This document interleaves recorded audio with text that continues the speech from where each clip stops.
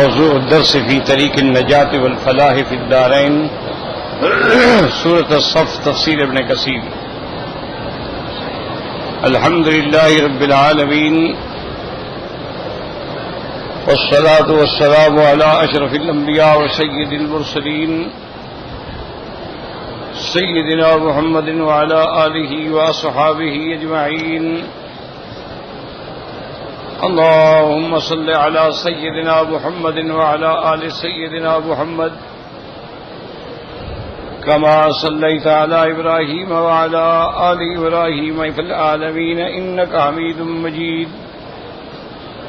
أعوذ بالله من الشيطان الرجيم. بسم الله الرحمن الرحيم.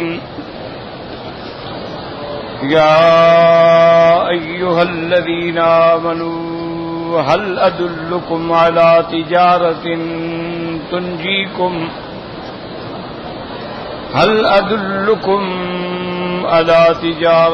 تنجيكم من عذاب عليم.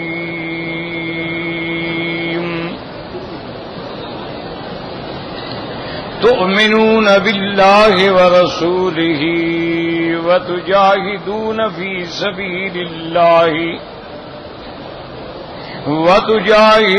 في سبيل الله بأموالكم وأنفسكم ذلكم خير لكم إن كنتم تعلمون. يغفر لكم ذنوبكم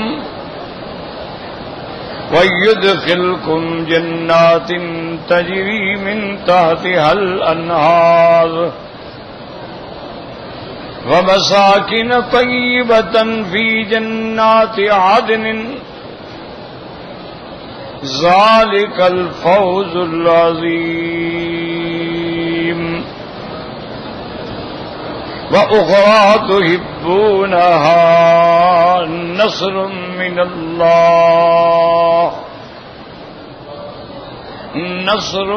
الله وفتح قريب وبشر المؤمنين.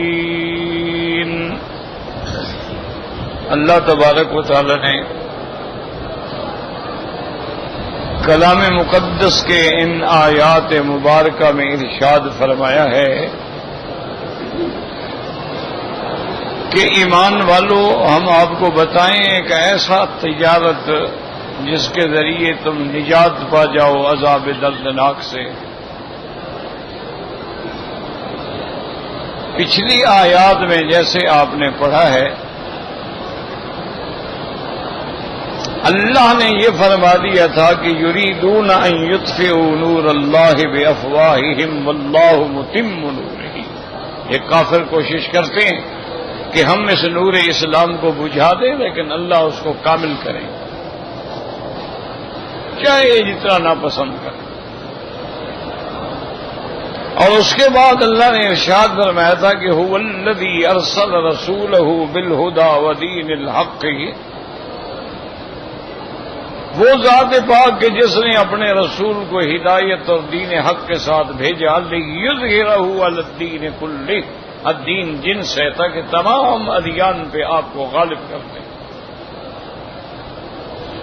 ولو کرہ المشرکون. چاہے مشرکون کو برا لگے ناپسندیدہ ہو. تو اللہ نے یہ تو ہمیں بتلا دیا کہ اللہ اس دین کو غالب کر دیں گے. انہیں کسی کی ضرورت بھی نہیں ہے. وہ جب چاہیں جو چاہیں اپنے حکم سے کر سکتے.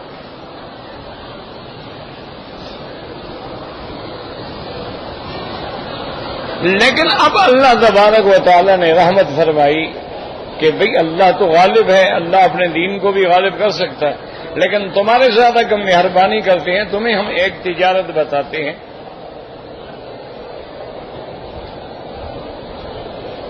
اگر تم اس تجارت پہ عمل کرو گے تو پھر تمہارے لیے عذاب دردناک سے چھٹکارا بھی ہو جائے گا اور کامرانی بھی ہو جائے گا.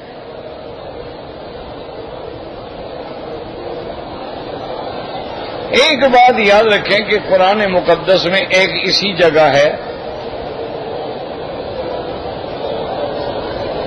اور ایک دوسری جگہ بھی اللہ فرماتے ہیں ان اللہ اشترى من المؤمنین انفسهم واموالهم بان لهم الجنہ، اللہ خریدتے ہیں، سودا کرتے ہیں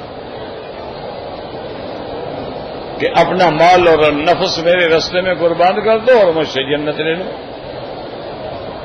وہاں بھی لفظ اشترا ہے، اشترا خریدتے ہیں۔ تو قرآن پاک نے ہمیں یہ لفظ تجارت کے ساتھ کیوں سبق دیا ہے؟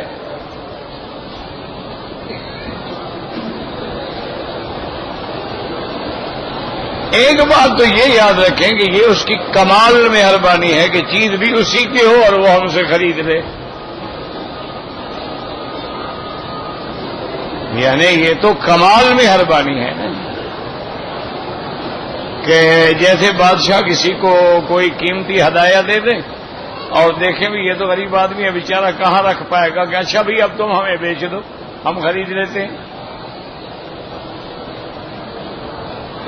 یہ ہمارے مال، ہماری جان، ہماری اولادیں سب اللہ کا تو ہے، مالک تو اللہ ہے نا۔ کتنا بڑا کرم ہے کہ مالک فرما کے کہتے ہیں کہ میرے ساتھ سودا کر لو، میں خریدنا چاہتا ہوں۔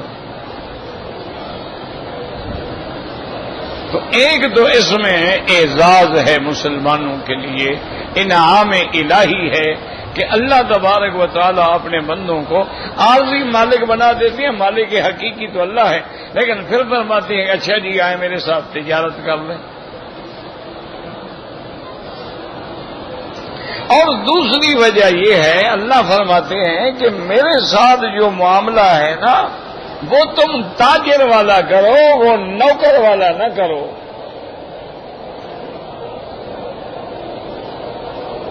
کیا معنی؟ مثلا آپ نے دکان ہے، آپ نے وہاں ملازم رکھے ہیں، ان کی 8 گھنٹے ڈیوٹی، وہ آئیں گے اپنے ٹائم پہ ڈیوٹی کریں گے اور گھڑی دیکھتے رہیں گے، 8 گھنٹے پورے ہو گئے، السلام علیکم۔ تو ان کو تو اس بات سے کوئی تعلق نہیں نا کہ اب اس کے بعد ہو سکتا ہے کوئی گاہک آ جائے، ہم نے ڈیوٹی پوری کر دی۔ لیکن جو تاجر ہے، جو مالک ہے، وہ تو بیٹھا ہوا ہے دکان پہ بیچارہ، وہ تو گھڑیاں نہیں دیکھ رہا نا، وہ کہہ رہے یار چلو کوئی نہیں، ابھی تو رات کے 10 بجے ہیں، چلو 1 گھنٹہ اور بھی دیکھ لیتے ہیں، ہو سکتا ہے گاہک آ جائے، چلو یار 12 بجے بند کر دیں گے۔ ملازمین صبح 8 بجے آئیں گے، مالک نماز پڑھ کے پہنچ جاتا ہے کہ بھائی کیا پتا ہے صبح صبح ہی اللہ پاک کوئی گاہک بھیج دے۔ تو تاجر کو اپنی اس تجارت سے تعلق ہوتا ہے، وہ ٹائم نہیں دیکھتا، وہ پھر پورا وقت لگا دیتا ہے۔ اللہ فرماتے ہیں تم بھی ہمارے ساتھ تجارت والی بات کرو، نوکری والی بات نہ کرو کہ نماز پڑھی، سر سے اتارا، پھینکے اور السلام علیکم جا رہے ہیں جناب۔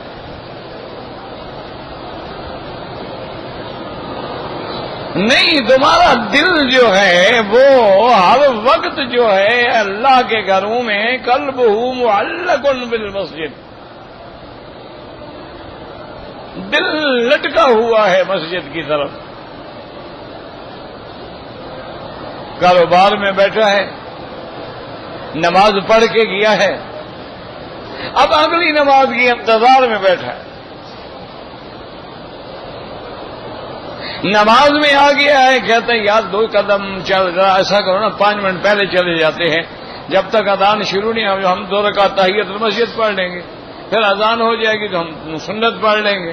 اب نماز پڑھ لی، سنت پڑھ لی، فرض پڑھ لی، کہتے بھی ٹھیک ہے اب 2 رکعت سنت تو مؤکدہ ہے نا، وہ تو پڑھ لیں، وہ پڑھ لی، پھر کہتے یار 2 رکعت نفل بھی پڑھ لیں، پتہ نہیں رات نہ اٹھیں، یعنی اور زیادہ سے زیادہ وہ اپنا ٹائم اسی میں کیوں جیسے تاجر لگاتا ہے،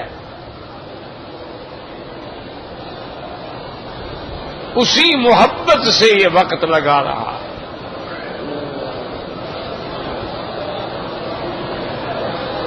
جیسے ایک اللہ والے کی خدمت میں ایک بندہ گیا، اس نے کہا کہ حضرت آپ فرماتی ہیں کہ اس کا دل جو ہے وہ مسجد کی طرف لٹکا ہوا ہو، لگا ہوا ہو، اٹکا ہوا ہو، وہ کیسے ہوگا؟ فرمایا جیسے ابھی تمہارا دل کاروبار میں اٹکا ہوا ہے کہ نہیں، بیٹھے ہمارے پاس ہو، سوچ دکان کی رہے ہو، بیٹھے ہمارے ساتھ ہو، مسجد میں بیٹھے ہو، لیکن فکر تمہیں دکان کی ہے کہ یار ملازم نے دکان کھولا کہ نہیں کھولا، کھولا تو کیا ٹھیک ٹھاک صفائی کی، اس کو ٹھیک سیٹ کیا مال کو کہ نہیں کیا، تو تمہارا دل ادھر اٹکا ہوا ہے کہ نہیں؟ اللہ یہی چاہتے ہیں کہ جہاں بیٹھو دل ادھر اٹکا ہوا ہو، اپنے کام کرو، اللہ کام سے منع نہیں کرتے، اللہ کاروبار سے منع نہیں کرتے، اللہ تجارت سے ملازمت سے منع، لیکن وہ کہتے ہیں کہ جو دل ہے نا اس کا تعلق پھر ہمارے ساتھ،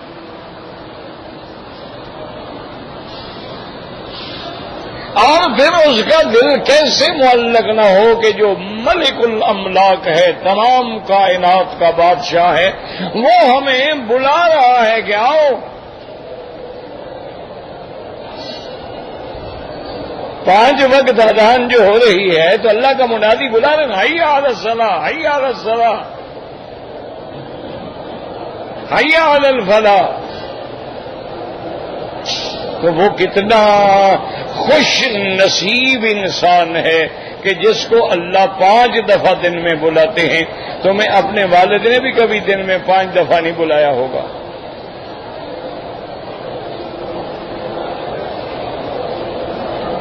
تمہیں والد نے بھی 5 دفعہ نہیں بلایا ہوگا کہ بیٹا آؤ ذرا میں چہرہ دیکھ لوں تمہارا۔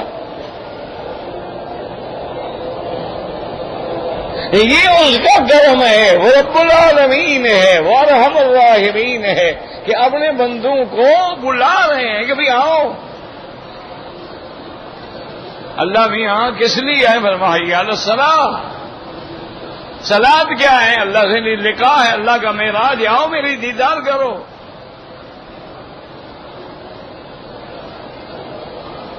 اللہ بھی اس کے بعد کیا ہوگا؟ فرمایا حی علی الفلاح، پھر کامیابی ہوگی۔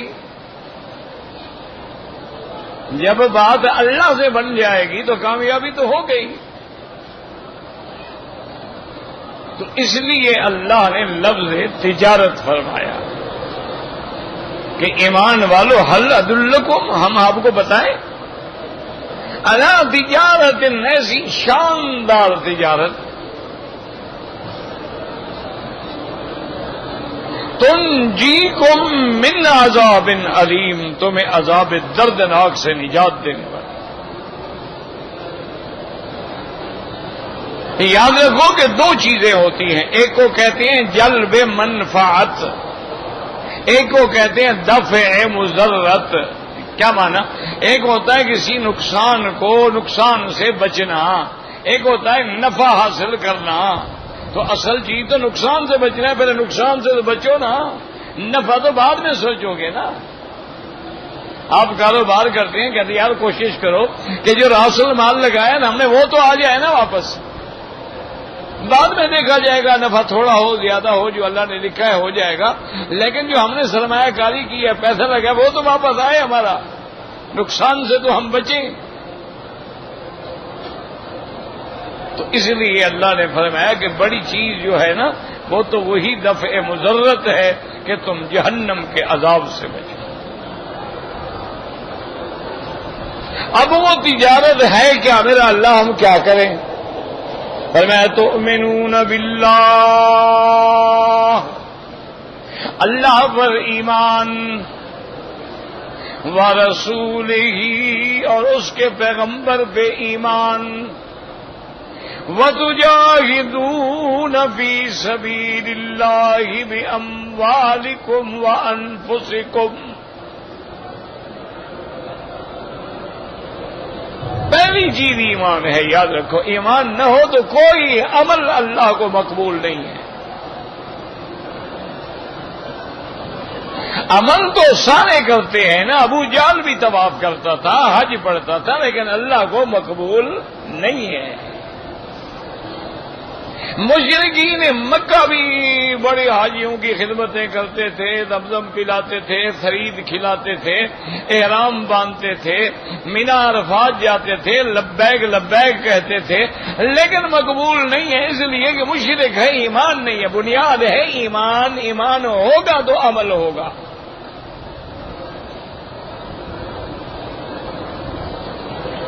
اگر ایمان ہی نہ ہو چاہے جتنے عمل ہن فلا نقیم لہم یوم القیامت وزنا، اللہ نے فرمایا ان کا قیامت میں مچھر کے برابر بھی وزن نہیں ہوگا۔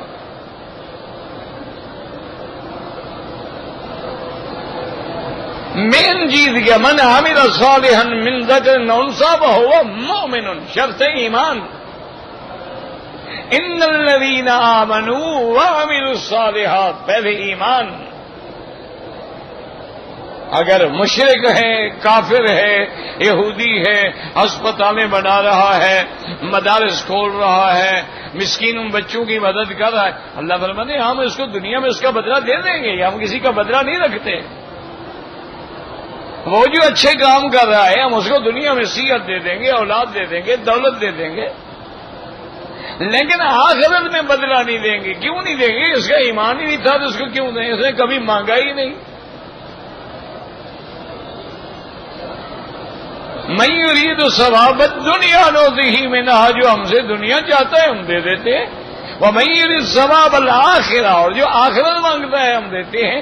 اور مومن دونوں مانگتا ہے کہ ربنا آتنا فی الدنیا حسنۃ وفی الآخرۃ حسنۃ فقنا عذاب النار، کافر نے تو کبھی مانگا ہی نہیں، تو اس کو ہم دنیا میں دے دیتے ہیں۔ لیکن قیامت والے دن اگر ایمان نہیں ہے تو پھر اعمال صالحہ کی کوئی حیثیت ہی نہیں۔ اسی لیے علماء کہتے ہیں، محققین کہتے ہیں کہ آج کل جو ہمارے احوال ہیں وہ اس کی وجہ یہی ہے کہ ہمارے بڑے بڑے ماشاءاللہ لوگ ہیں، پگڑیاں باندھتے ہیں، داڑیاں مبارک سنت کے مطابق ہیں، نمازیں پڑھتے ہیں، روزے رکھتے ہیں، 15 شعبان اور لیلۃ القدر کی راتوں میں ساری ساری رات جاگتے ہیں، لیکن قبر پہ بھی سجدہ کر لیتے ہیں تو دھیرے کا فائدہ بھی نہیں۔ شرک آ گیا، سارا عمل باطل ہو۔ اگر وہ ساری عبادت کر رہے ہیں لیکن اللہ کے ساتھ یا اللہ اور کبھی یا معین الدین اجمیری یا عبد القادر جیلانی اس کو بھی پکار لیتی ہیں، اللہ فرماتے پھر اسی سے ثواب لے لینا، میرے پاس نہیں ہے۔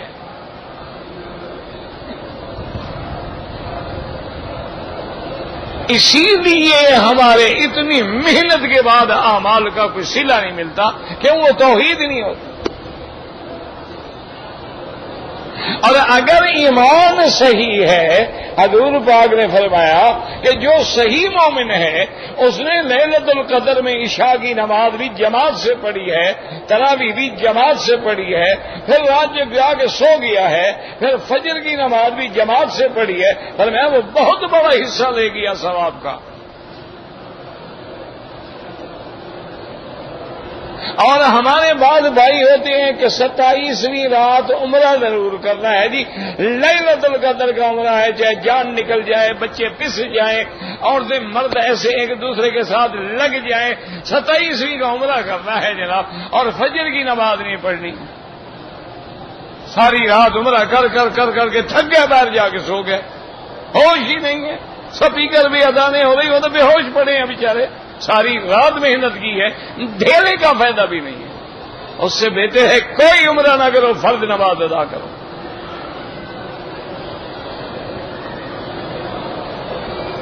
آپ عمرے پہ تشریف لے آئے ہیں ماشاءاللہ، اور اگر آپ نے ایک نماز بھی چھوڑ دی ہے، ایک نماز جان کے چھوڑ دی ہے، سمجھے عمرہ برباد ہو گیا۔ جاتے ہیں ساری رات گپے لگا رہے ہیں، 12 بجے 1 بجے سو جائیں گے، صبح 8 بجے 9 بجے اٹھیں گے، صاحب بہادر ایسے عمرے پہ آنے کی کیا ضرورت تھی جناب؟ اگر تم اللہ کے فرائض، اس سے تو بہتر ہے تم نے آئے پاکستان سے ایک عمرہ کر لیا، اب فرض پڑھتے رہو بس کافی ہے۔ اسی لیے یہاں کے جتنے ہمارے عرب میں رہنے والے لوگ ہیں ماشاءاللہ ان کا اتنا اچھا سلسلہ ہوتا ہے کہ اگر مدینہ منورہ بھی جانا چاہیں فجر کی نماز حرم میں پڑھیں گے، سلام پھیر کے گاڑی میں بیٹھ جائیں گے، ظہر کی نماز جماعت کے ساتھ مدینے میں پڑھیں گے کہ ہماری کوئی جماعت ضائع نہ ہو جائے۔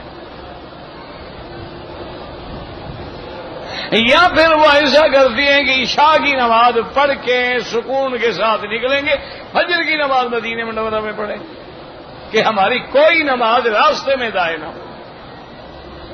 ان کو نماز کا فکر ہوتا ہے۔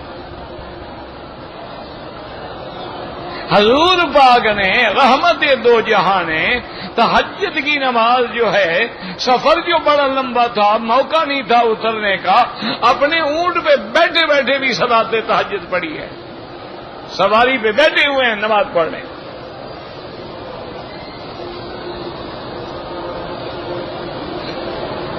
تو ہمارے ہاں جو ہے نا میرا عزیز، میرے محترم، میرے بزرگ ناراض نہ ہوں، ادب آداب پہ بڑا زور ہے کہ ماشاءاللہ مسجد شریف کا ادب یہ ہے کہ 1.5 ایکڑ زمین دور جوتے اتاریں گے، لیکن نماز پڑھنا نہیں آتا۔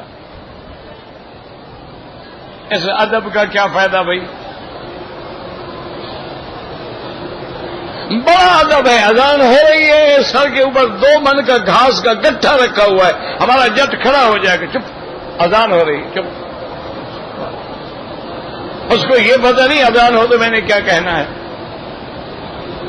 اچھا، اور جب اذان ختم ہو جائے گی گھر چلا جائے گا۔ اذان کا ادب ہے، نماز غائب۔ قرآن کا ادب ہے ماشاءاللہ، چوم چوم کے سینے سے لگا رہے ہیں، غلفوں میں کسی کو دیکھ لینا کہ اس نے قرآن ایسے نیچے رکھا، دیکھا ہے یار ادب ہی نہیں ہے، ان کو زمین پہ قرآن رکھ کے بیٹھا ہوا تھا، توبہ توبہ توبہ توبہ تو اٹھا رہے، لیکن قرآن میں جو حکم ہے اس پہ کون عمل کرے گا؟ اجی دعا کرو بس اس کے لیے۔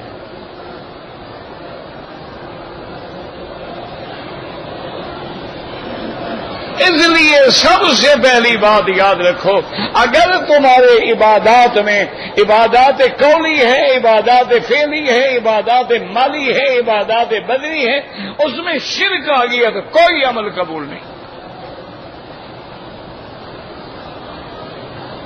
عبادات مالی کا کیا معنی؟ قربانی کرتے ہو، ابھی تم نے عمرے کے لیے پیسہ خرچ کیا ہے، اگر تم یہاں بھی بکریاں قربانی کر رہے ہو، مینا میں بھی قربانی کر رہے ہو، اور ماشاءاللہ علی ہجویری کی مزار پہ اور لال شہباز قلندر پہ بھی چڑھا رہے اور بکرے ذبح کر رہے ہو، پھر شرک اس سے بڑا اور کیا ہوتا ہے؟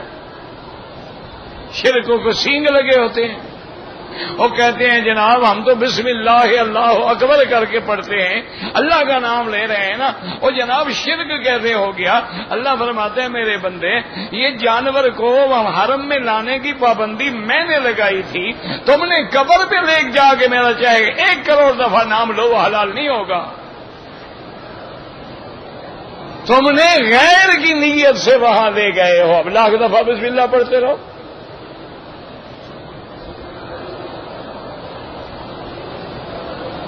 چونکہ جیسے ہادیم بالغ الکعبۃ، قربانیاں میرے لیے کھینچی جاتی ہیں، قربانیاں میرے حرم میں پہنچائی جاتی ہیں، تو اب تم وہاں پہنچا رہے ہو تو مانا تم نے قربانی میں شرک کیا۔ تم نے اللہ کے کعبے کا بھی طواف کیا اور مزار پر بھی طواف کر رہے ہو، ہاتھ بھی باندھا ہوا ہے، الٹے پاؤں بھی چل رہے ہو ماشاءاللہ، جیسے کعبے سے لوگ الٹے پاؤں جاتے ہیں، مزاروں سے بھی الٹے پاؤں جا رہے ہیں، تو پھر فرق کیا ہے تمہارے نزدیک کعبے میں اور مزار میں؟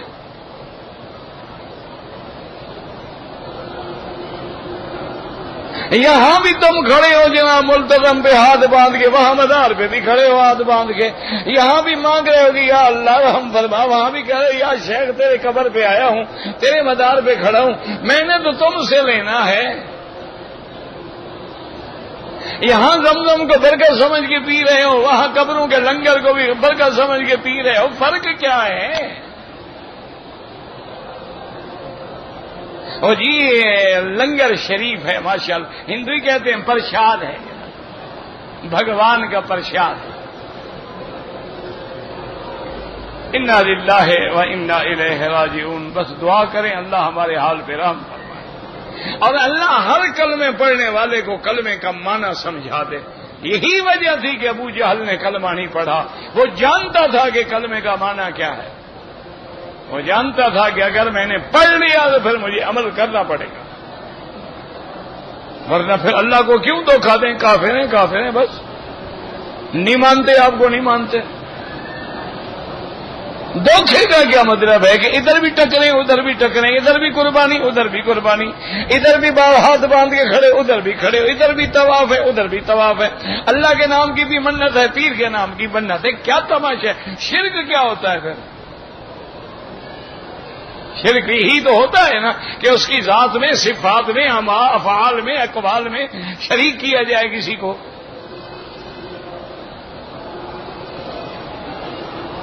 اللہ فرماتے ہیں کہ عمرے کے بعد سر مڈاؤ، یہ کہتے ہیں پیر کی مدار میں جا کے چوٹی اترواؤ، پیر کے نام کی چوٹی چھوڑ دو، قبر پہ جا کے صاف کروائیں گے۔ تو اور شرک کو کوئی سینگ لگے ہوتے ہیں، دم ہوتی ہے شرک کی۔ جو مشرک ہوتے تھے ان کو دم آتی تھی، دم نکلی ہوئی تھی پیچھے سے۔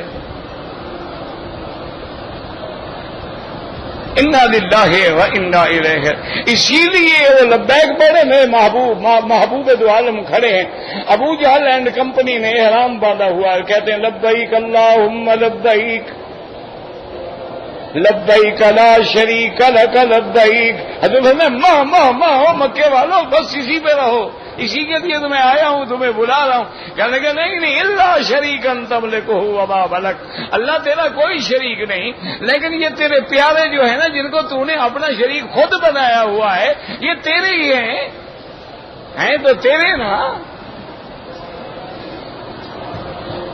حضور نے فرمایا بدبختو اسی سے میں روکنے آیا ہوں، اور یہی پھر تم کہہ گئے اللہ شریکن تملک، تو ہاں مگر وہ جس کے ان کا بھی تو مالک ہے نا۔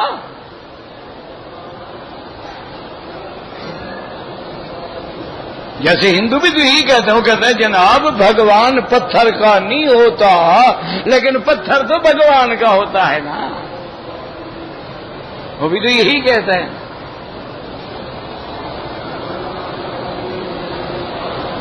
اس لیے ہمیشہ یاد رکھے، ورنہ دیکھیں نا قرآن کو سمجھا کرو، قرآن نے خطاب کس کو کیا؟ یا ایھا الذین آمنوا، ایمان والو، جب ایمان والے ہو پھر یؤمنون باللہ کا کیا معنی؟ بات کو سمجھو نا کہ خطاب ہو رہا ہے ایمان والوں سے، اللہ مخاطب ہو رہے ہیں ایمان والوں کو، اے ایمان والو هل ادلکم علی تجارت، کیا میں تم کو بتلاؤں تجارت تنجیکم من عذاب علیم، پھر آئے کہ تؤمنون باللہ، اللہ پر ایمان لاؤ۔ ایمان تو پہلے ہے، ایمان والوں کو تو اللہ مخاطب کر رہا ہے۔ بات سمجھی کرو، قرآن شریف کا معنی یہ نہیں ہوتا بس قرآن شریف پڑھو اور فی ایمان اللہ۔ تو اب اللہ نے جب ہمیں پہلے خود فرمایا ہے ایمان والو، تو ایمان تو ہے، تو اس لیے علماء نے فرمایا، اللہ فرماتے ایمان والو، پھر تجارت گئے تؤمنون باللہ، زبانی ایمان نہ ہو، وہ غیروں کو پکارنے والا ایمان نہ ہو، وہ غیروں کے آگے سجدے کرنے والا ایمان نہ ہو، وہ تیرا منافقوں والا ایمان نہ ہو، ظاہر باطن میں فرق والا ایمان نہ ہو۔ ایمان ہو تو پھر خالص ایمان ہو، تؤمنون باللہ، میرا اللہ خالص کا پتہ کیسے چلے گا؟ اللہ نے فرمایا چوری کھانے والے مجنون نہ بنو، آؤ تجاہدون فی سبیل اللہ، اللہ کے راستے میں آگے گردنیں کٹواؤ، پتہ لگ جائے گا تم سچے مومن ہو کہ منافق ہو۔ کھرا کھوٹا نکل آئے گا نا جب امتحان کا وقت آئے گا۔ اور پھر جب حضور احد کی طرف جا رہے ہیں، عبداللہ ابن ابی کا 450 آدمی ساتھ ہے، راستے میں جاتے جاتے کہنے لگا جماعت سے ٹھہر جاؤ۔ انہوں نے کہا کیا بات ہے؟ انہوں نے کہا یہ بڑی غلط بات ہے کہ ہم مدینہ چھوڑ کے باہر نکل جائیں اور دشمن کا باہر مقابلہ کریں۔ بات یہ تھی ہم مدینے کے اندر رہ کے مقابلہ کرتے، دشمن کبھی ہم پہ غالب نہیں آ سکتا تھا، ہمارا شہر تھا، ہمارے پاس کھانے پینے کی چیزیں تھیں، دشمن کب تک معاذرہ کر کے بیٹھتا؟ یہ تو اپنے آپ کو مروانے والی بات ہے، لہذا واپس چلو، ہم جہاد نہیں کرتے۔ اب کھوٹے جو تھے واپس ہو گئے نہیں ہو گئے؟ پتہ لگا نا مرنا ہے۔ انہوں نے کہا جناب یہ کام تو پھر مشکل ہے، اور جو عاشق تھے وہ دوڑا جا رہا ہے. ایک صحابی نے پوچھا کیسے خیر تو ہے اتنا جلدی کیوں؟ کہتے ہیں انی لاجد ریح جنت من قبل احد. کہتے ہیں خدا کی قسم مجھے احد کی طرف سے جنت کی ہوائیں آ رہی ہیں. یہ ایمان ہے نا، یہ ایمان ہے نا کہ حضرت حنظلہ پہلی رات ہے، سہاگ رات بنائی ہے اور ابھی آپ کو غسل کا موقع بھی نہیں ملا ہے. اباد الرحیل الی جبل احد، حضور جبل احد کی طرف بلا رہے ہیں.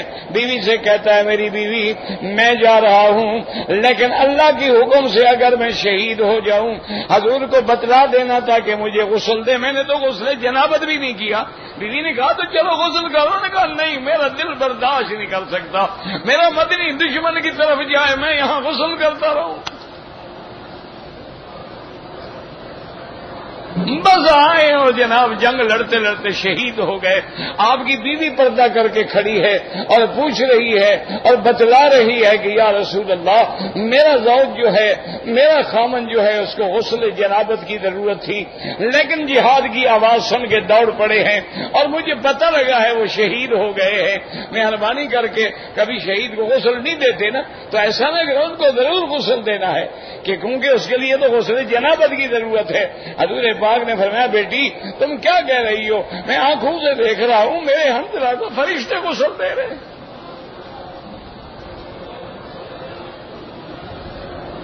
صلی اللہ علیہ وسلم، صلی اللہ علیہ وسلم. دعا کرو اللہ خاتمہ ایمان پہ فرما دے. پتہ نہیں کون غسل کوئی دے گا بھی کہ نہیں دے گا. آج کتنے ہمارے بھائی ہیں جو سڑکوں پہ پڑے ہیں، گھروں میں لاشیں پڑی ہیں، بدبو ہوتی ہے. محلے والے بتا کیا جرم ہے ان کا؟ ان مظلوموں کا جرم کیا؟ انا للہ و انا الیہ راجعون، انا للہ و انا الیہ راجعون.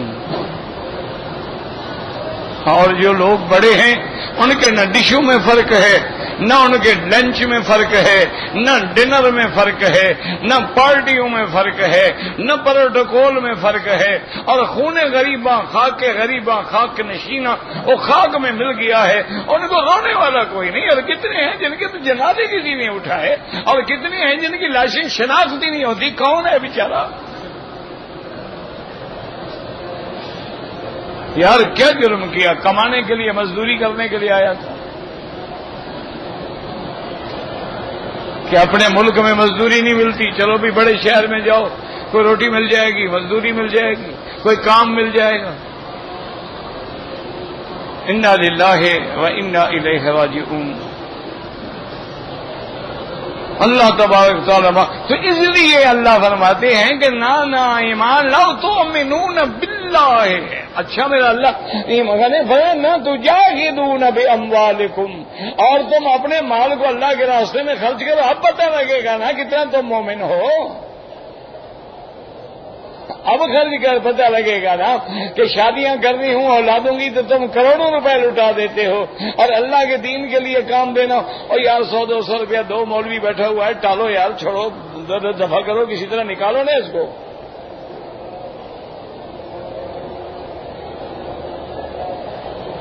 اگر کوئی گورنر بلا لے، کوئی پارٹی کا لیڈر بلا لے کہ پارٹی کے لیے چندہ دو اور جی میرا 50 لاکھ لکھو، مسجد والے بلا لیں ٹھیک ہے جی 50 روپے میرے بھی رکھ لو. یہ نہ سمجھا کرو کہ تم نہیں دے رہے، اللہ تمہارے مال کو قبول ہی نہیں کر رہے. فرماتے ہیں اس منحوس کے مال پہ لعنت بھیجو، اس کا مال حرام ہے وہ حرام والوں کو جا کے دے. یہ تھوڑا ہے کہ ہم نہیں دے رہے، وہ لیتا ہی نہیں، وہ تو غنی ہے اس کو کیا پرواہ ہے. اگر ہم نے کچھ دیا ہے اور قبول ہوا تو مانا حلال تھا. اللہ حلال کے بغیر قبول نہیں کرتے. اس لیے فرما دیا کہ تجارت کرنی ہے تو میرا اللہ وہ تجارت کیا ہوگی؟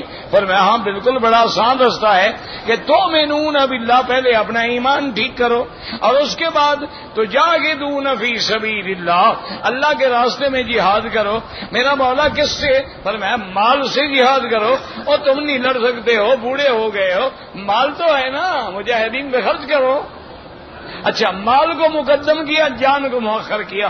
علماء نے لکھا وجہ کیا ہے کہ آدمی جان تو دے دیتا ہے لیکن مال نہیں دیتا، چمڑی دے دیتا ہے دمڑی نہیں دیتا، کہتے ہیں چمڑی جائے تو جائے پر دمڑی نہ جائے۔ اسی لیے وہ ہمارے ہندی میں ایک مثال ہے نا جی کہ نہ بڑا باپ نہ بڑا بھیا، سب سے بڑا روپیہ۔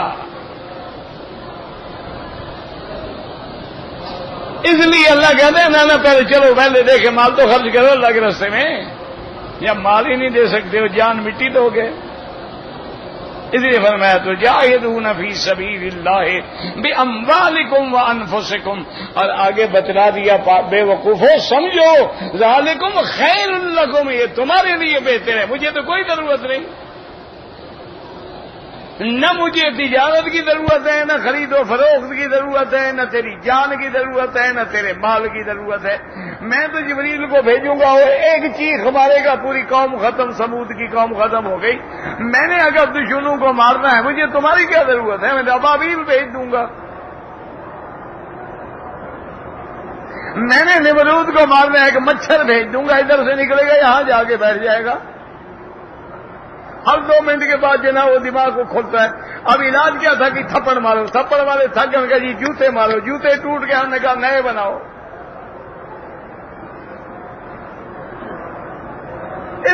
مجھے کیا ذالکم خیر لکم، یہ تمہارے لیے بہتر ہے، ان کنتم تعلمون، شرط یہ ہے کہ تمہیں اپنی بھلائی کا، اپنے لیے خیر کا پتہ ہو۔ تم سمجھتے ہو دنیا میں پتہ فائدہ ہے، کاروبار میں فائدہ ہے، سود میں پیسے رکھوں گا مجھے 14% ملیں گے، اور اسلام کے لیے تو 2.5% ہر سال نکالنے پڑیں گے۔ اسلام والا تو گھاٹے کا کام ہوا نا جی، کہ 100 رکھو 2.5% نکل گیا، ادھر 100 رکھو تو 14 روپے اور آ گئے، وہ تو بڑا فائدے والا سودا ہے۔ انہوں نے فرمایا یہی ہے، اگر تم جانتے ہو تو فائدہ اس میں ہے، حرام میں نہیں ہے۔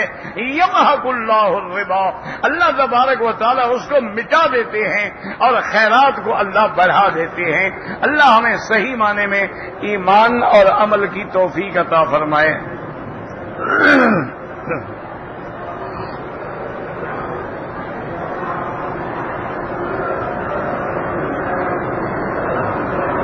کہتے جی کہ مسجد کا امام ہے، اس کے لیے نماز کی سنت اور نوافل گھر میں پڑھنا افضل ہے یا مسجد میں؟ میرا بھائی سب کے لیے گھر میں افضل ہے، تاکہ گھر بھی نماز اور اللہ کے ذکر سے آباد ہوں، اور پھر ریا بھی نہیں ہوگا، کوئی دیکھے گا بھی نہیں۔ لیکن اگر مسجد میں پڑھے کوئی منع نہیں، صحابہ مسجد میں بھی پڑھتے تھے۔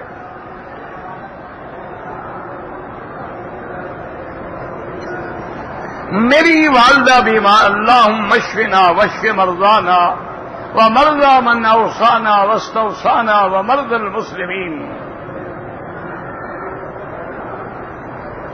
کہتے جی کہ میں حنفی مسلک پہ ہوں، اگر ہم نے حرم میں ہیں جماعت کے ساتھ نماز مل گئی الحمدللہ، اگر نہیں ملی ہے اور اپنی پڑھنی ہے پھر آپ دیر کر کے پڑھیں، چونکہ مثلین کے بعد وقت شروع ہوگا۔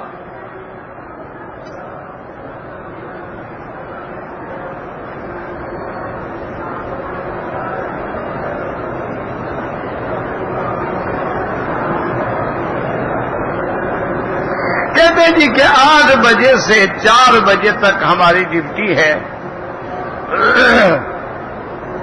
اگر آپ مجبور ہیں تو پھر آپ یہی کریں گے نا میرے بھائی کہ 4 بجے سے بھی تو 4:30 پہ جا کے اذان ہوگی، آدھا گھنٹہ تو ہے نا تمہارے پاس، تم پڑھ لو۔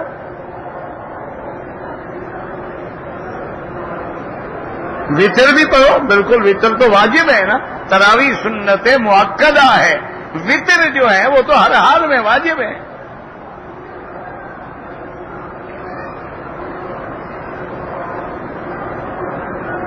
کہتے جی کہ ہمارے ہاں ایک رواج ہے کہ دلہن کی جب رخصتی ہوتی ہے وہ خاوند کے گھر میں آتی ہے تو اس کے کمرے میں پھول سجاتے ہیں، پھول ڈالتے ہیں، کوئی منع نہیں، کیونکہ خوشبو تو حضور کو بھی پسند ہے. خوشبو جو ہے وہ تو سرکار دو جہاں کو بھی پسند ہے، تو اگر کوئی خوشبو کا اہتمام کیا گیا ہے کوئی بات نہیں.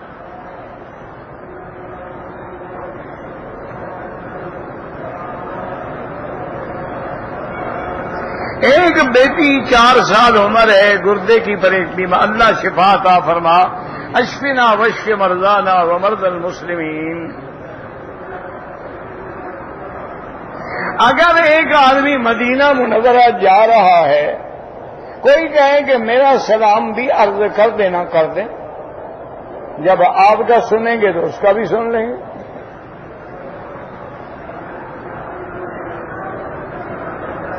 حج تمتع ہے، حج قران ہے، حج افراد ہے. حنفی مسلک میں حج قران افضل ہے. اس کی وجہ یہ ہے کہ حضور پاک کی زندگی مبارک میں فرض ہونے کے بعد ایک حج ہے اور وہ حج آپ کا قران ہے، اس میں تو کوئی شک ہی نہیں نا. باقی امام احمد ابن حنبل رحمت اللہ علیہ فرماتے ہیں کہ تمتع افضل ہے، قران ان کے لیے افضل ہے جن کے پاس قربانی کا جانور ہو. اور دیکھیں آج کل الحمدللہ وہ دور الگ تھا. ایک بات کو سمجھیں، قربانی کا جانور ساتھ لانا مقصود ہے یا ذبح کرنا بھی مقصود ہے؟ ایک آدمی جانور ساتھ لے آئے لیکن ذبح نہ کرے تو ادا ہو جائے گا. اچھا، ایک آدمی خود لے آئے یا وکیل لے آئے، جیسے یمن سے حضرت علی بھی لے آئے حضور کے لیے قربانی کے جانور. حضور تو مدینے پاک سے آ رہے ہیں نا، حضرت علی یمن سے آ رہے ہیں، لیکن وہ یمن سے حضور کے لیے بھی جانور لے آئے. تو مانا یہ ہے کہ خود لے آئے یا وکیل لے آئے یا کوئی کمپنی لے آئے اور وہاں کھڑا ہوا ہے مال، تو گویا ساتھ ہے. اچھا، آج کل تو اور آسانی ہو گئی ہے، بہت سارے لوگ اپنے ملک میں بیٹھے ہوئے انٹرنیٹ پہ پیسے بھیج کے اپنی بکری کی پرچی لے لیتے ہیں، تو گویا ساتھ لا رہے ہیں نا، پرچی تو جیب میں ہے. اب یہ تو ممکن نہیں ہے نا کہ کوئی بکری ساتھ سیٹ پہ کھڑی کرے. تو بہرحال یعنی قران جو ہے افضل ہے، لیکن حنابلہ کے نزدیک تمتع افضل ہے. الا وہ کہتے ہیں کہ اگر وہ سائق الہدی ہے تو پھر قران افضل ہے. دعا کرو اللہ جو بھی نصیب کرے سب افضل ہے. یہ تو رحمت ہے کہ آپ نے قران فرمایا، صحابہ نے تمتع فرمایا، بعد نے افراد فرمایا، تاکہ حضور کی رحمت کے لیے آسانی ہو جائے. جس کو جو بھی نصیب ہو الحمدللہ ثم الحمدللہ.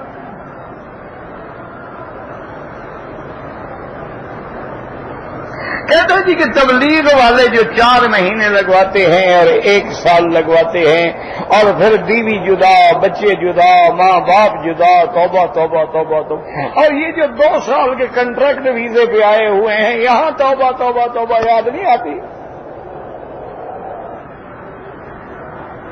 بیوی جدا، گھر جدا، 2 سال کے لیے یہاں بیٹھا ہوا ہے. اصل وجہ یہ ہے کہ جب کوئی دین کی بات کرے تو تکلیف ہوتی ہے. دنیا کا معاملہ ہو ان کو کوئی تکلیف نہیں ہوتی، ساری زندگی باہر چلا جائے. بچے باہر پڑھنے نہیں جاتے، 4 سال کے لیے جا رہا ہے جی، کورس کرنے کے لیے جا رہا ہے، 3 سال کے لیے وہاں جا کے ماشاءاللہ کسی میم شیم سے نظر اڑا لیتا ہے، واپس ہی نہیں آتا.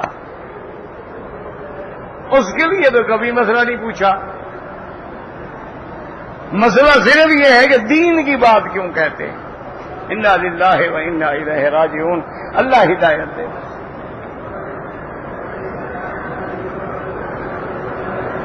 بالوں میں کس کس سلوانا، کاٹنا، لیکن 1/4 حصہ بال کٹ جائیں. اجتباء مانا کندھا نکالنا، پہلے 7 چکروں میں کندھا نکالیں.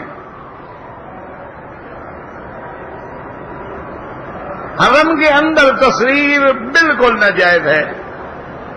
کہتے تھے کہ میری بیوی رمضان المبارک میں آ رہی ہے تو کیا میاں بیوی رمضان شریف میں مل سکتے ہیں؟ ورنہ ہر کوئی رمضان میں بیویاں چھوڑ دیتا ہے. یہ عقل بھی ہے، یہ تو قرآن میں ہے. وَإِلَّا لَكُمْ لَيْلَةُ الصِّيَامِ الرَّفَثُ فِيهِ إِلَىٰ نِسَائِكُمْ. اللہ نے فرمایا رات کو میں نے تمہارے لیے حلال کر دیا ہے، بات ختم. یہ تو قرآن کا مسئلہ ہے.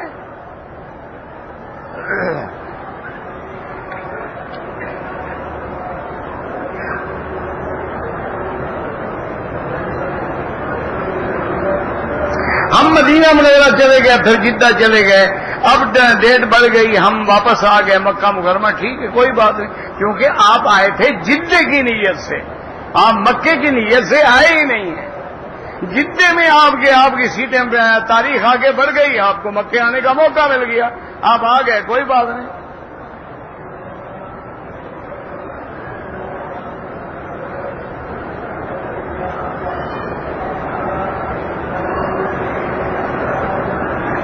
کہتے جی کہ میں الحمدللہ سرکاری ملازم ہوں، ایمانداری سے فرض نبھاتا ہوں، لیکن کبھی سال میں ایک دو بار مجھے بھی مجبور کر دیتے ہیں پیسے لینے دینے کے لیے. پہلی بات تو یہ میرا بھائی آپ بالکل مجبور نہ ہوا کریں، اور دوسری بات یہ ایسی کوئی حالات ہیں ان کو فوراً کسی غریب کو بغیر نیت ثواب کے دے دیں، کیونکہ تمہارے لیے حلال ہی نہیں، ثواب تو حلال پہ ہوتا ہے نا. نماز میں رفع یدین کریں، کوئی منع نہیں، ہم تو کبھی نہیں چڑھتے کہ کیوں کرتے ہیں آپ، لیکن جو نہیں کرتے ہیں ان کے ساتھ بھی تو ناراضگی کا اظہار نہ کیا کریں نا، ان کے بعد بھی تو حدیث رسول اللہ ہے.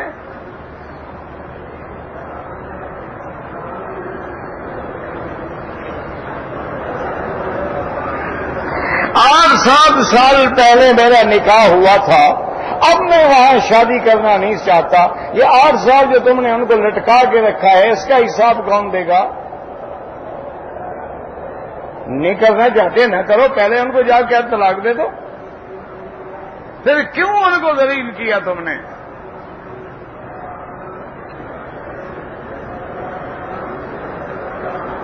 بالکل تبلیغ اللہ کا حکم ہے، رسول کا حکم ہے.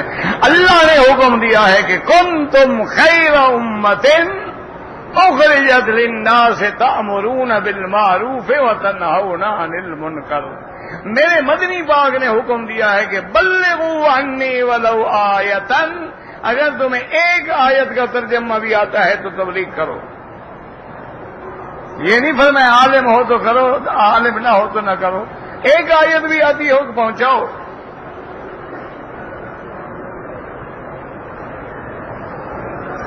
ایک آدمی پاکستان سے عمرے کے لیے آیا ہے، احرام نہیں باندھا، پہلے احرام کیا، پھر مسجد عائشہ نے عمرہ کیا. عمرہ کرنے کے لیے آتے، احرام تو نہیں باندھا، تو باقی کیا کیا اس نے؟ آرام کرنے کے لیے آیا تھا کہ وہاں بجلی کی لوڈ شیڈنگ ہے، یہاں جا کے ذرا ایئر کنڈیشن میں سو لوں. انا للہ. وہ نہ اپنے میقات والے عمرے سے بھی محروم ہو گیا اور دم بھی پڑ گئی. اصل عمرہ تو اس کا وہی تھا جو اپنے ملک سے آگے کر رہا تھا.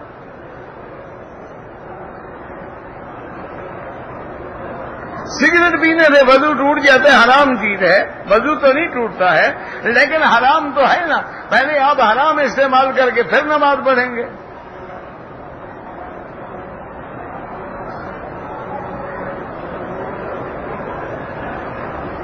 نفع کی کوئی شرح نہیں ہوتی، لیکن ایک اس میں حکم ہے حضور کا، سرکار دو جہاں کا، رحمت دو جہاں صلی اللہ علیہ وسلم، کہ لا ضرر ولا ضرار. اتنا نفع نہ کرو کہ دوسرے کو نقصان ہو، اور اتنا بھی نہ کرو کہ خود کو نقصان ہو. نہ نقصان پہنچاؤ نہ نقصان کھاؤ، یعنی اعتدال ہو. لیکن مسلمان کیا ہوا ماشاءاللہ، یہ تو 250% معمولی نفع ہے نا. اب دیکھو نا، ایمان سے کہیں آج کل 40 روپے کلو ایک آٹے کی قیمت 40 روپے، وہی 850 روپے 900 روپے میں گندم ملتی ہے، تم 40 روپے کلو میں بیچ رہے ہو. یہ ظلم ہے، یہ نفع نہیں ہے، یہ ظلم ہوتا ہے. کسی کی مجبوری سے فائدہ اٹھایا جائے.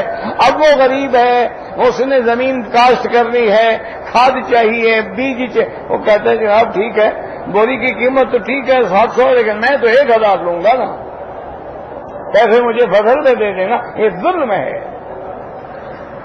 وہ کوئی خوشی راضی سے نہیں لے رہا.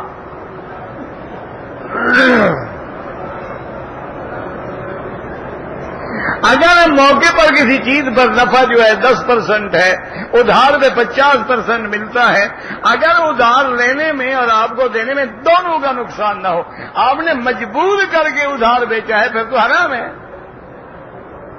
جیسے آڑتی کرتے ہیں, زمیندار کرتے ہیں بڑے بڑے, کہ آؤ جی پیسے لے جاؤ, کھاد کے بھی بیج کے بھی کاشت کرو, فصل والے دن ہم لے لیں گے, لیکن لیں گے کیا 200 کے 600, یہ تو حرام ہے.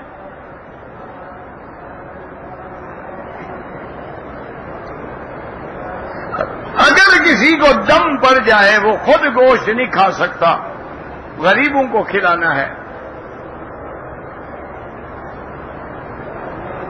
ایک عورت نے کراچی سے احرام کی نیت کر لی ہے, مکے میں آئی, حیض آ گیا, وہ ہوٹل میں رہے, جب پاک ہو جائے پانی سادے پانی سے غسل کریں, عمرہ پورا کریں, کوئی مسئلہ ہی نہیں.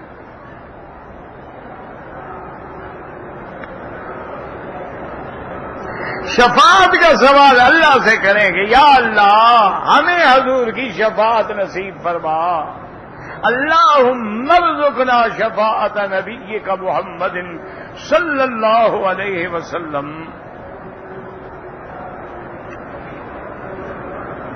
آپ زمزم پینے کا جیسے باقی پانی پیتے ہیں اسی طرح بیٹھ کے پیئیں, 3 سانس نکالیں. اگر کوئی زمزم کھڑے ہو کے پی لے تو گناہ نہیں ہوگا.